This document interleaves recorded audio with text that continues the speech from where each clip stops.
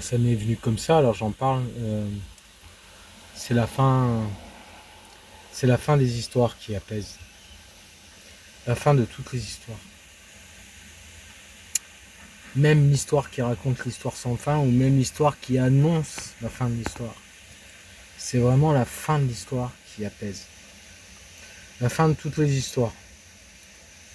Tout ce qui est développé dans le secret de la psyché, tout ce qui s'arrête, c'est la fin des histoires. Et quand il n'y a plus du tout d'histoire, quand il n'y a plus du tout de choses à raconter, à se raconter intérieurement, quand on voit que tout ce qui surgit comme ça, comme pensée à gauche, à droite, c'est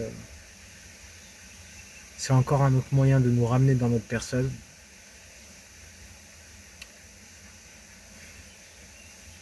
Quand tout est vu pour ce qu'il est, c'est-à-dire pour une illusion, alors on réalise ce qui est réel.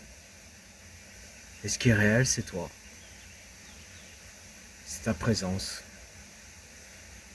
Et c'est pas la tienne, c'est la présence. C'est pas non plus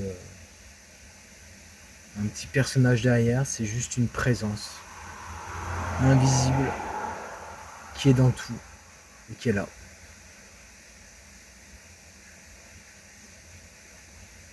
La fin des histoires.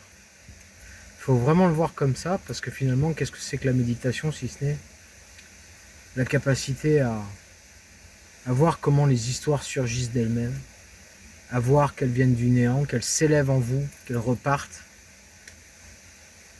et que si vous ne les entretenez pas et que vous n'y prêtez aucun intérêt, elles disparaissent. Et au lieu de laisser un vide incommensurable et de vous faire végéter, de vous faire devenir comme un légume, en fait, vous êtes rempli d'un vide solide, mais un vide amoureux, un vide plein de compassion, plein d'amour.